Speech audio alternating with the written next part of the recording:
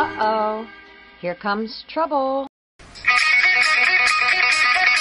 Straight from Twin Town Sports Central.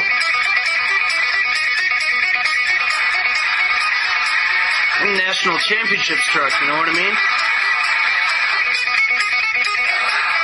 This is the Grovcast. Eric Grover here, Daily News sports editor. And as I'm sure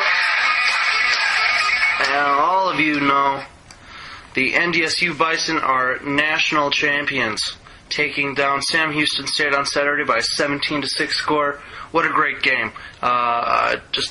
Congratulations to all the Bison players, coaches, and to the fans as well. We'll have Landon Kafka on later in the show to talk much more about the Bison's big win in Texas. But for now, let's go into local sports a little bit. Let's start with the BW Blades hockey team, who's won 4 in a row. They just picked up another win over Detroit Lakes on Tuesday night. 4 goals in the third period separates the Blades in a 7-3 win. Wow, these guys are putting it in the net right now. That's exciting. Not only that, it's different guys doing it. I mean, sure, we know that Cody Bronson can score goals, but you got guys like Clay Baskinwith, Tyler Griffin-Trog, Eric Christensen, Jordan Olson, Mitchell Wiseman, Jake Rickles, tons of guys who can put the puck in the net, and that's exactly what this team needs to be dangerous. And the results are there. The goalie situation still hasn't been resolved yet because we got 2 of them playing so well. That's Wyatt Hedrick and Michael Wituski. I don't know. I don't see it as a problem, really. I think that the better that each of them play, the more that they push each other to be successful. It's good, healthy competition, and that's definitely not a burden at this level to have an excess of talent. And where would I be if I didn't talk about the Breckenridge Cowboys basketball team a little bit? I know they haven't been on the Grovecast these last couple weeks, but it's been a rough start to the season for them. 0-6. Well, not anymore. They're turning it around. They've won their last 3 games. Took down a DGF team last night, and I really like the way that they're getting back to classic basketball. And what I mean by that is they're just feeding it into their big man, Nate Lorenz, the freshman. Just about every play. The offense is running through him, and it reminds me, I mean, I'm not comparing him to Wilt Chamberlain, but it's like the way, you know, the Shaquille O'Neals back in the day, the Wilt Chamberlains, the Bill Russells, where you'd feed the ball into your big guy and run everything through there. That's cool to see. You know, today's basketball systems are mostly, you know, guard driven, and it's interesting to see a center driven game. Anyway, the Cowboys are running well. Ryan Reddick scoring points, Casey Materi knocking down threes, and A&W, my man, Anderson Wilcox, Blake Anderson Wilcox, he's the glue. Elmer's A&W. There you go. All right, guys, keep it up. Doing a good job so far. Finally, guys, just another reminder to like, favorite, comment, and subscribe. Didn't see a lot of that last week, and to be honest, I kind of died a little inside, so please don't do this to me again. Get out on YouTube, like on Facebook, like on YouTube, comment, subscribe to our YouTube channel. Come on, help me out. And tell me what you want to hear on next week's Grovecast. Still looking for some more comments, so alright guys, here's Landon.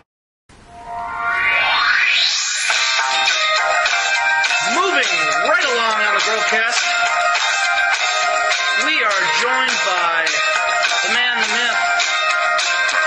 Well, he's not really a myth. He's here. It's Landon Kafka. Yeah. I like to call you the quarterback, but that's for reasons we won't go into today. Landon, welcome to the Grovecast. Happy 2012. How are you doing? Pretty good. It's nice to be back. Yeah, it's Roll good. herd. Yeah, absolutely. Let's start right with those Bison. You yourself are a proud member of the Bison community, Bison. The Bison Nation. The Bison. The Bison. I have been yelled at a lot lately for saying bison. Yeah. And that's something that I do. I don't know. I guess it's just my Wisconsin dialect. I guess so. It's all right. We'll let it slide. But anyway, just a tremendous game. You must have been going crazy. It was a good day to be a Bison, as they say. I'm very proud of those guys and glad they were able to meet their goal and win the championship. Yeah, well, it wasn't a high-scoring game. Not the high-scoring game that probably people thought it was going to be. Yeah, I think people expected Sam Houston, and they have a lot of talented players, especially at the skill positions, and I think even the Bison that I talked to before the game thought, that they'll have a pretty good offensive game, but the Bison shut them down more than anyone had all year, so it was a really good day for the defense. The defense was outstanding. I mean, here's a team in Sam Houston who scores almost 40 points a game, and NDSU gives up 6 points. That's unbelievable. Unbelievable job. Unbelievable pressure in the backfield. Well, I think, it goes, they have really good players on defense, but they also have a really good coaching staff that really coaches them up for every game, and you give them that much time to prepare for a team, and they're going to figure it out scheme-wise. I guess it's hard to not be a believer in Craig Bull at this point, right? Yeah, he's definitely taken the Bison to where they wanted to go, and he's Bison. the Bison. Oh, okay. Bison. Sorry. Yeah, I'm learning, but taking them where they wanted to go, and that was their goal at the year, was to be in that championship game and have a chance to win it, and they did that. And Coach Bull, hopefully, he keeps sticking around because he's built up quite the program at NDSU, and hopefully it keeps going. Well, the awesome thing is, of course, there's seniors on this team, but most of the key guys are returning. Yeah, they have a lot of young talent. Obviously, they just won a national championship, Landon. I had the opportunity last year in grad school to teach a few of the guys playing defense, Grant Olson and Christian Dudzik, and they're good guys and talented football players, and they work hard in all aspects of being a student athlete, and it's nice to see those guys be successful. When I talked to Ryan Smith last week, I asked him about the Eastern Washington game last season in the playoffs, where the controversial ending where they got screwed out of the playoffs, basically. They got jobbed. Yeah, they got jobbed. They did. 15-yard penalty. He was giving them the business. And he basically said that was just a tremendous motivation for this team. What's going to stop them from repeating, in your eyes? Well, really, the only thing that can stop a championship team that has a lot of returning talent is complacency. I mean, they got to come back next year with the same fire they had this year and the same goals. Is that going to be possible?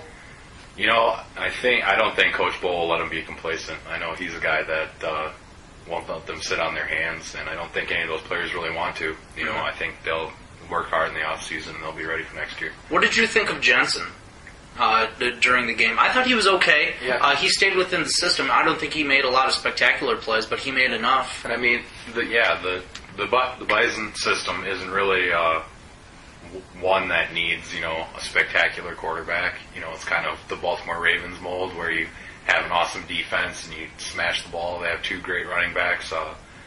Ojuri will be back next year. DJ McNorton will be graduating, but they always have a good class of running backs and people to block for them. So they'll be the same team next year and trying to grind it out again. All right, sounds good. Well, hey, let's move on to the NFL. It was quite a wild card weekend. Just your general impressions. What stood out to you the most in that wild card weekend? I think it was Tebow throwing for 316 yards. You had to say that. He's baby Jesus. I don't know. I was off the Tebow bandwagon. I really couldn't stand Tebow in college, and then he got into the NFL, and I was like, okay, now I'll root for him a little bit. But now I don't like him again. Now he's just annoying. Yeah, it's kind of ridiculous how he has such a visceral reaction of all fans. They either love him or they hate him, but I mean, he's just a rookie. I mean, you can't really put that much on him, and he's winning games. That's what he does. He wins games, and I'm actually one of those people that is not a love or hate Tim Tebow. He's just neutral. Yeah, he's he's winning games. You can't really complain if you're the Denver Broncos. I mean, you weren't winning playoff games last year, and you are this year, and he's a rookie, and, you know, he'll only get better, hopefully. Well, I guess I should take a step back, because my attitudes toward Tebow are like the weather. They're ever fluctuating. Like, sometimes I can't stand him, and then other times I'm like, okay. And then sometimes I'll actually like him. But, yeah. Do you think he has any chance of beating New England? No. No? I mean, they just played a couple weeks ago. I think you've given Bill Belichick too much time to prepare for Tim Tebow. And granted, the New England defense is awful. Mm-hmm. But so is the Denver offense. I mean, make no mistake, if that game is played in Pittsburgh, Pittsburgh wins that game.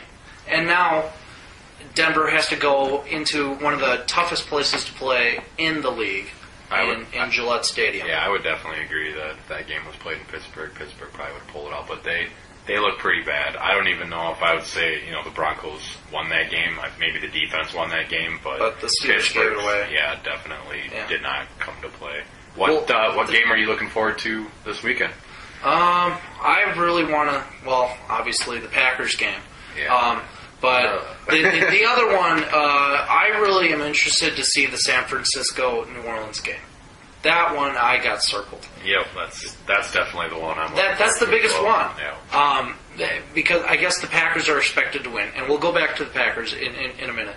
But the Niners have been written off all season long, and now here's their opportunity to show everyone against the hottest team in the NFL. I mean, that's what everybody's saying with New Orleans. Well, it's definitely a matchup of strengths with the offense of the Saints versus the defense of the 49ers, and we'll see if they've had enough time to scheme and figure out how to stop Sproles and Breeze and all those guys. Yeah. They have a chance, and I like this whole phone call for the gentleman's agreement for the preseason that everyone's been talking about. Mm-hmm. That Jim Harbaugh didn't call Peyton, but we'll see what happens with that. I would be more afraid of the 49ers defense pounding Drew Brees. Than the Saints offense? No, I would be more afraid than the Saints defense beating up on their quarterbacks. But if you want to play that way, I would be worried about baiting the defense of the 49ers. Well, Miles and I talked about the 49ers last week, and we both struggled to come up with how the 49ers are going to score enough points. It's definitely going to be a struggle for them, but like I said, if they need their defense to win, that's another Baltimore Ravens molded team. That Baltimore Ravens team that won the Super Bowl with Trent Dilfer. Mm-hmm. That kind of set a precedent that you don't really need spectacular offense if you can control the ball. And don't you think that's like the exception to the rule, though?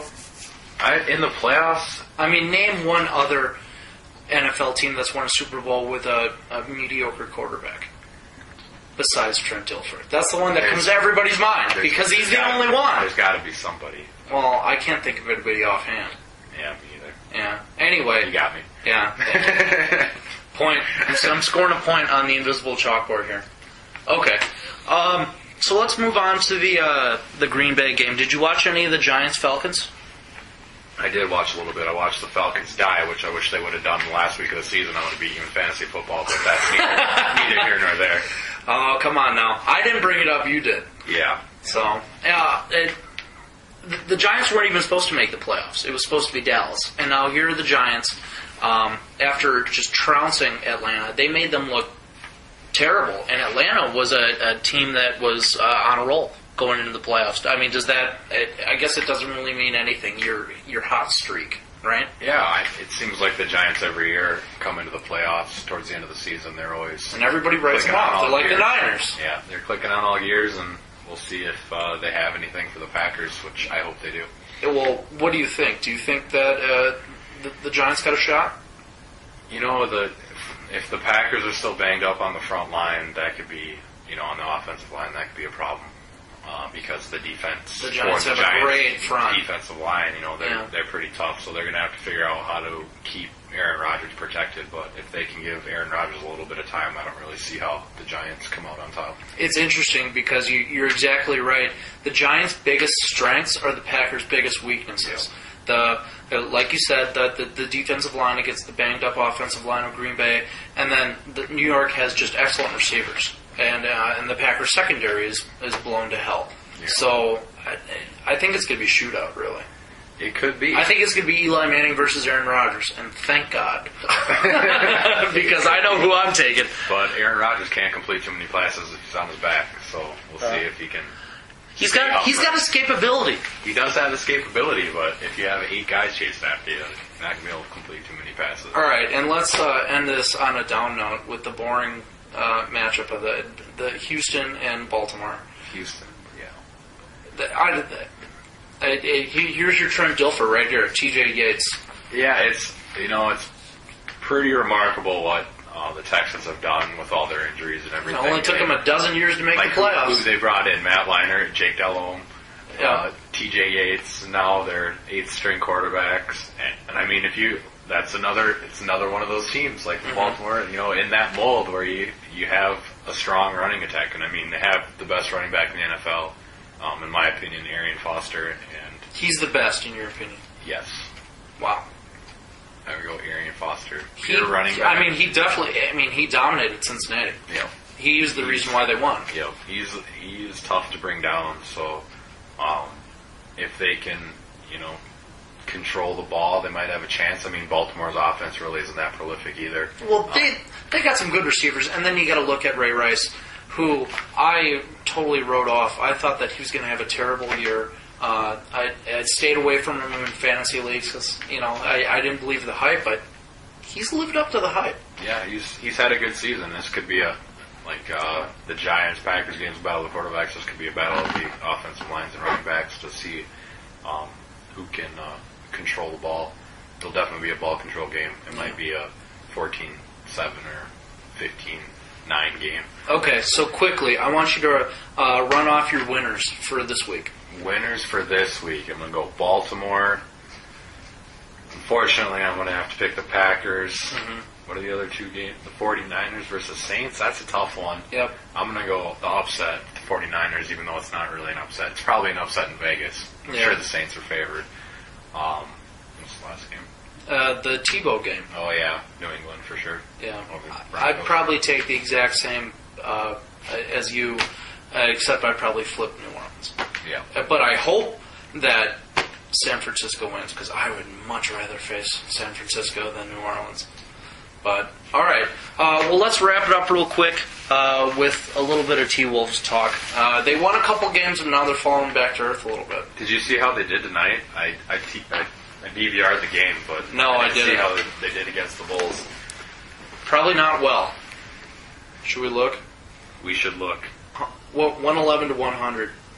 Bulls. Oh, all right. Well, at least they put up a good fight. Yeah. So, when I talked to Miles last week, he said that the ceiling is the 8th seed. Is that still there anymore? Well, you never know. I mean, they could potentially make the playoffs. The thing about the T-Wolves, I'm just happy they're fun to watch. Mm-hmm. The last couple of years it's been... You liking Rubio? Yeah, I mean, he's getting... I think there was PTI the other day, they were talking... Would you rather have John Wall right now or Rubio? And Kornheiser and Wilbon both said they'd rather have Rubio. So, I mean, over John Wall. And and granted, John Wall doesn't have anything around him. But Ricky Rubio, he's come into the league, and everyone thought he would, have a tough go of it. I think Rubio's why Kevin Love is putting up such monster offensive numbers. Well, Kevin Love always has, a good night. But Anthony Randolph, I saw one for... Is he a go-to scorer now? Kevin Love? Yeah. I think... he's not like a guy you're running plays for because you don't need to. That's not really his game, and that's really a strength of Kevin Love's But what game. happens when you're down 2 points with 10 seconds left and you're the T-Wolves? Who do you give the ball to? See, that's the you thing. Don't give it to Kevin Love. That's the thing the T-Wolves need to, work on. That's the one, They're giving it to Wayne Ellington. Yeah, Beasley is kind of a clutch player, but, sometimes his head's not always... Has Beasley ever been clutch? Beasley's hit some clutch shots. All right, fine. He's hit some clutch shots. I can't dispute you on that. I don't have any proof. I mean, and Beasley gets a bad rap too, but hopefully he's coming around. I mean, he's only 23. I mean, it seems like he's been in the league for so long and traveled around to so many teams, but he's a young guy. You think like if I were the general manager of the T-Wolves, I'd be looking to maybe trade one of those scoring forwards like Randolph or Beasley. Obviously not Kevin Love, but trading one of those guys in the young point guard and trying to get that last piece that can be that guy that can end games for you. And score on a nightly basis, drop 25 points a night. Yeah. Well, I mean, you're right. The Wolves are fun to watch, but they're definitely a year off, I think. Yeah. At least. And I mean, they'll grow together, and hopefully they'll be a good team, for quite a few years to come. Yeah, and maybe people will actually buy tickets now. Hopefully. Okay, boys and girls. You hear the beginnings of a funky, fresh beat? That can only mean one thing.